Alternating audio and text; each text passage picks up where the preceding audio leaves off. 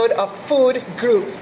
I am your host, Wendy Foncette, and with me... Chef a la chef, Selwyn Wickham. Oh gosh, you finally got it right. He's our boss chef. Selwyn, today is very rainy in Trinidad and Tobago. And you know what I thought? I said, you know what? People sip and paint. We're going to sip and cook. Thank you, lover. So, while you do all the hard work, I'm saying, you know what we're going to do today, Selwyn? We're going to cheers to this Food Groups today. Food Groups. There you are, my darling. Cheers. Cheers. Let me take a sip. So, Selwyn, I'll keep this right here by me. I know you're going to be busy. Right here. What are we making today? Well, we're going to actually be doing a herb roasted lamb riblet, and we're going to serve that with some fantastic new potatoes. We're going to do them in a fantail style. We're going to cut them up nice and thin, sprinkle them with some fresh herbs and seasonings, and we're going to put all of those things in the oven at the same time. And hopefully at the end, we'll be able to get some nice medium cooked ribs. Gosh, boy. To serve along with those potatoes. So I'm going to first start off. All right, so I'll be right here sipping while you do your stuff. Good. I'm going to start off with some fresh sage, which is going to bring some nice flavors to the lamb. Right. So we're going to be using about 2 tablespoons of chopped fresh sage and yes, smell the aroma. Nice, and we're going to add some fresh mint to that. Okay, mint. All right, so we have peppermint. So I'm going to put them all together, take the hard stems off. Right. And we're going to just chop them all up. We're going to make what is called a dry marinade. Oh, with some of the, right, so we're going to use about 2 tablespoons of garlic, chopped garlic. I love when you put garlic in that thing, the smell. Garlic and lamb always goes well together, yes. So we're going to use about 2 tablespoons of chopped garlic, a tablespoon of my favorite Miss Dash. Oh yeah, Miss Dash. Yeah, so we're also going to put with that some lemon pepper, salt and pepper, and a little bit of breadcrumbs just to make the crust onto the lamb. Oh, nice. So so to do this, when I go to the supermarket, I'm going to say grocery, yes? When I go to the supermarket, what am I looking for? What am I asking for if I don't see this? This is that you have right there. It's called a what? It's a lamb riblet. A lamb riblet. A lamb riblet. Not chops, because the chops are for the older animal, and you just get the loin part, but it's chopped. You don't want to get the chops. You want to look for riblet. Right. So I want guys, you're looking for a lamb riblet. Okay. I was wondering because you get. I just don't know the difference. I know the taste I want. But I don't know. Good. So I'm just going to throw the dried herbs in there.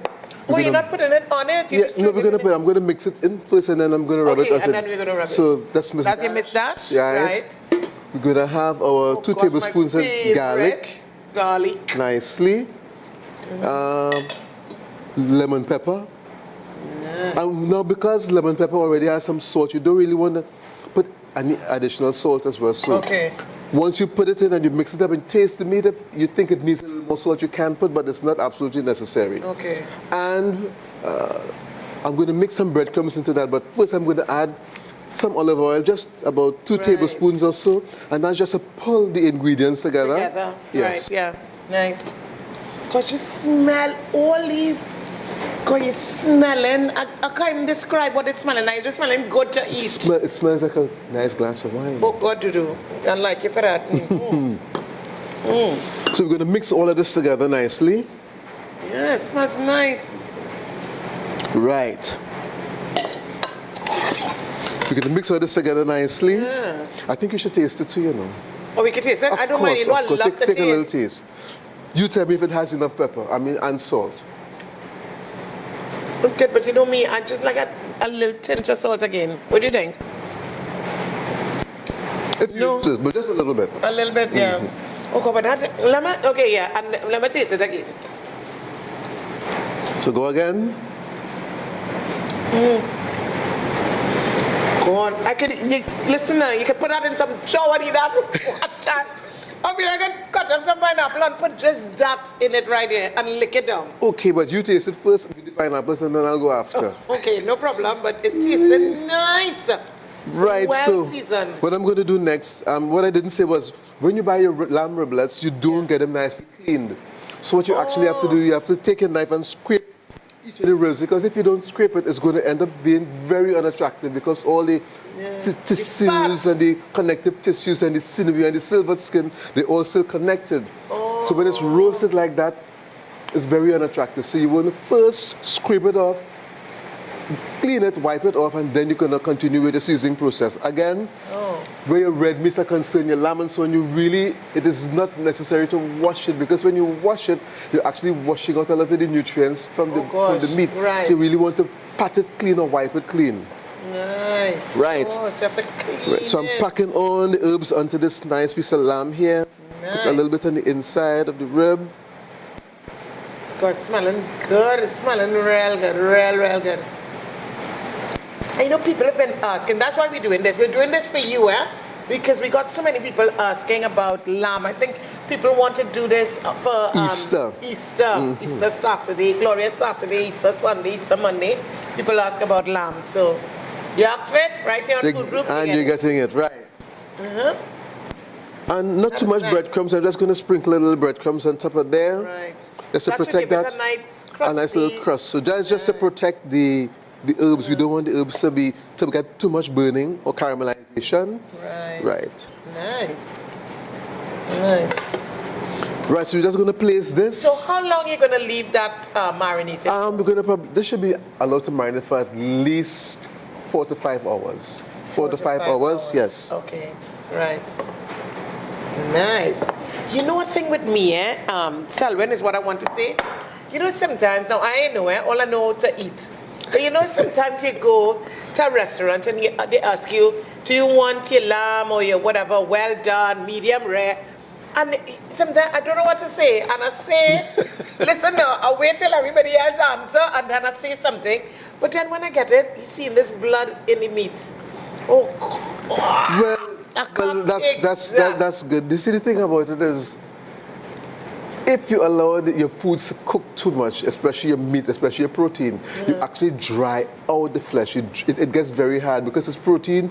Heat causes proteins to coagulate and to harden and to toughen. Right. So really the best tasting meats are those cooked medium. And if it's cooked medium, yes, that's right. And if it's medium, you're going to see a little bit of hemoglobin when you slice it. It's not blood you're seeing. It's hemoglobin. No, that's just a part. The red pigment is the hemoglobin. That's what you're seeing in there.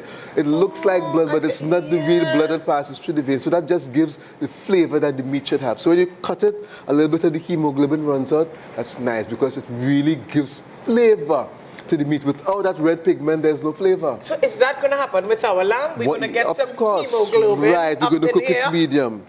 And we're going to do it medium? Yes, we're going to do it medium. All right, let's get that hemoglobin pumped up. So what I have here is the piece of fat that was removed from the riblet. Right, that is it there. So I'm just going to keep this because, again, you know, fat is flavor. Oh, God, you do. Say it again. Right. Fat is flavor. I don't know why people killing themselves to get skinny, but fat, I am very flavorful. I am very flavorful. I like that. Fat is flavor. I want to say it again for our viewers.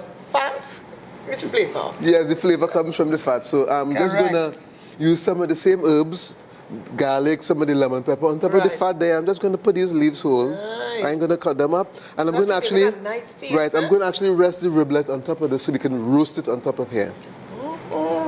Gosh, all your fanciness today on Food Groups. Take that. Take that. Fanciness. With a little sip. Yeah. Yes. I love it. We're doing it nice today. Find me drinking slow too, but I'm not saying. You're working too, Quite you're talking. Yes. So I'm going to put this on your side. Nice. And we're going to work now on the potatoes.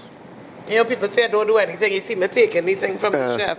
Right. So with the potatoes, we're just going to give them some little incisions. We're going to cut through the potatoes lightly. Nice. We have to have a sharp knife for that. Yes, please. You always keep sharp utensils because if they're not sharp, it's easy to slip. And if it slips, you're going to get a bad cut. Right. With dull blades. Let me ask something. When you do it like that, I guess that makes it cook like a little easier. That's right, faster, a little faster. And evenly. Right, and the flavor would also get through even better. Right. I would hear on that. I love those baby potatoes. What are they called? Red skin potatoes. Red skin potatoes. Right, and all these need is a little oil. Salt oil? and pepper, that's right. A little oil, salt and pepper. Nice. Right. Salt. You want me to taste it? Again. Salt and pepper. What's salt and pepper? Anyway, salt and pepper is salt and pepper with olive oil. Right. Same taste. And we're just going to throw this on the tray as well. Okay. And we're going to stick that into the oven. And Okay, it so tell me about the oven part. The oven is set at about 400 degrees. We're going to leave it in there probably for about 45 to 50 minutes. And then we're going to test, because again the riblets are not big, it's not a big cut. So once we stick our thermostat in, it should read about 100. That's right. About 170 degrees, the lamb should be ready. Okay, great. So let's stick this in there now, and then we have plenty of time to talk and drink. We should let Wendy put it in. Oh yes, let me put it in. So guys, right about now, we're going to take the lamb with our potatoes, and we're going to put them into the oven, 475 degrees. 400 degrees. 400 degrees. 400 degrees, and we're going to put it in the oven. This is me putting it in the oven.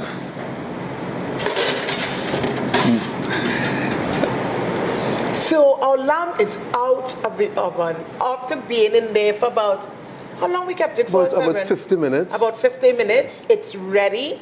What do we do now, Selwyn? Oh well, we are going to do your best part. That's correct. Taste. Taste. So we're gonna move it across. Nice. Oh my goodness. So I'm gonna leave it to rest for a little while I give you your potatoes. You know, I like to make sure you're serving me. Right. 3 for you and 3 for me. Correct. Yes, you can have once you do have 4 and I have 3. Nice. All right, and we're gonna just slice our lamb. Right. Gosh. Look at it falling off the bone there nicely. Off the bone.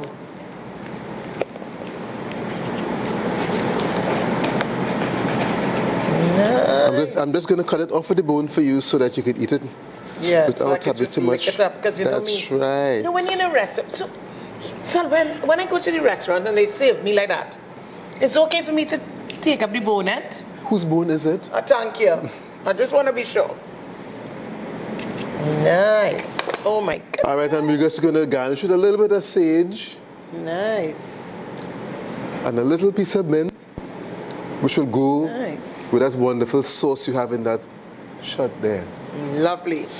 I'll wait on you. No, you can go ahead, Al. No, I want to wait on you. You know, viewers like to say all kind of things. Let me wait on you. Oh, gosh. Because you see, in some of that... yes, I'm going to give you some of the herbs as well. Yes, because it's smelling nice. Yes. Oh gosh, this worthy wait, eh? Isn't it though? Isn't it though? It looks lovely. It worthy wait. And look at juicy. Right, I'm going to give you some of the... That's right. You need to leave it... Like, once you've done a roast, you need to leave it for at least about 20 minutes before you slice it. Because if you slice it immediately out of the oven, all the juices are going to run out. Right. You need to let it settle. There. Yeah. Nice. Right. All right. So, guys, the moment we've been waiting on. The test. The test is in the taste. The test is and are you seeing the fat on top there? I know. God, I could drop down. Don't drop too hard. Let me just dive into the potatoes here, because that lamb is succulent.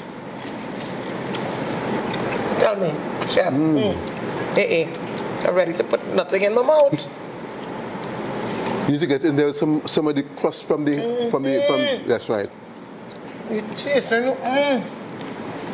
Oh. Selwyn, this is it, huh? This is it for you and me. This is it. That's it. We need to get married. That's it. Listen to me. This is it. Guys, let me don't put too much in my mouth. Last piece. I'm gonna stop tasting. And you're tasting the flavors from the lamb fat in the potatoes as well. And it's juicy. Chef is a boss. And I know you quarreled with me at the beginning, telling me it's supposed to be red wine. When you eat a lamb, it's supposed to be red wine. So guys, it's really supposed to be white wine. I'm a white wine girl, but we'll do the right thing next time. It's red wine. Food groups. Cheers. See you next time, guys.